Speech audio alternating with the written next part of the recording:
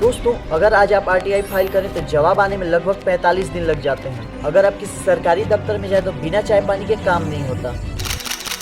और अगर कोई विसल ब्लोअर सच्चाई उजागर करता है तो या तो उसका ट्रांसफर होता है या उस पर केस। उमा शंकर। ये 2005 की कहानी नहीं है, ये है 2025 का नया भारत। क्या सच में भारत में भ्रष्टाचार समाप्त हो चुका है या हमने सिर्फ उसकी एक डिजिटल परत चढ़ा दी है? आज की इस वीडियो में हम मुख्यतः 3 बातों पर नजर डालेंगे: भ्रष्टाचार की असली तस्वीर, बड़े बड़े घोटालों की सच्चाई और हम सब कैसे इसका हिस्सा बन गए हैं। करप्शन इन इंडिया, भ्रष्टाचार, हाल ही में भ्रष्टाचार के आरोप लगे हैं।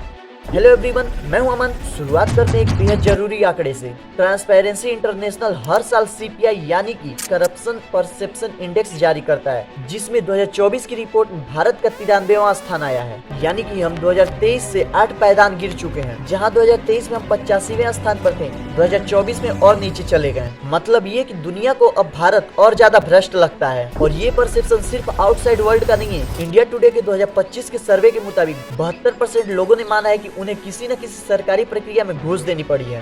भारत में भ्रष्टाचार बढ़ा। ट्रांसपेरेंसी इंटरनेशनल की ताजा रिपोर्ट में भारत की रैंक 3 पायदान गिरकर 96वें स्थान पर आ गई। अब सवाल ये है कि भ्रष्टाचार घट क्यों नहीं रहा? सरकारें बदलती रही, स्लोगन बदलते रहे। करप्शन के खिलाफ लड़ाई दिनों दिन कठिन हो रही है। जहां भी करप्शन है वहां पे इन्वेस्टिगेशन होनी चाहिए, लेकिन सिस्टम वैसा का वैसा ही है। लोकपाल सिर्फ नाम का वॉचडॉग है। 2013 में भारी प्रचार के साथ लोकपाल कानून लाया गया था। 2025 में स्थिति ये है, पिछले साल लोकपाल ने सिर्फ 4 केसों में फाइनल एक्शन लिया। जिन राज्यों में सूचना आयुक्तों के पद खाली हैं, वहाँ आरटीआई का जवाब ही नहीं आता, और जहाँ आता है वहाँ गोलमोल जवाब दिया जाता है। The RTI Act empowers you to question the government about funds, services, or even your MLA's work. Adani Vedanta जैसे नामों को लेकर अक्सर आरोप लगे हैं कि उन्हें प्रोजेक्ट सीधे दे दिए जाते हैं बिना किसी कॉम्पिटिटिव बाइडिंग के। टाटा जैसी कंपनीज ने जहां एक तरफ 1000 रुपए पर स्क्वायर मीटर से ज्यादा का दाम दिया था, अडानी को 32 रुपए पर स्क्वायर मीटर के दाम में जमीन मिल गई। सरकारी कर्मचारियों के ट्रांसफर और पोस्टिंग भी ओपन बाइडिंग की तरह हो चुके हैं।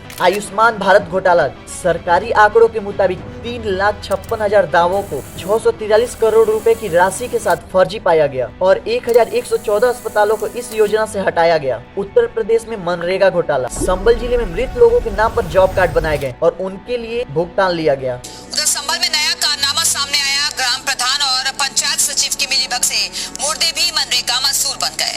जो मर गए उनके नाम का जॉब कार्ड बन गया। निर्माण घोटाला, रेलवे और एनएचएआई टेंडर्स में कुछ चुने हुए कंपनियों को ही बड़े बड़े कॉन्ट्रैक्ट्स मिले बिना किसी ट्रांसपेरेंसी के। अब सोचिए इसका असर किस पर पड़ता है?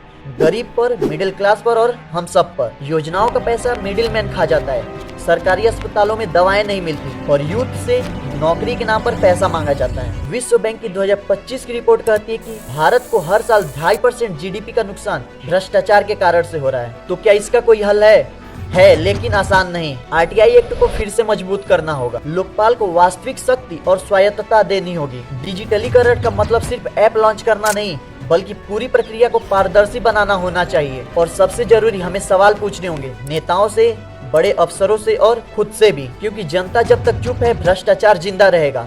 जय हिंद, वंदे मातरम।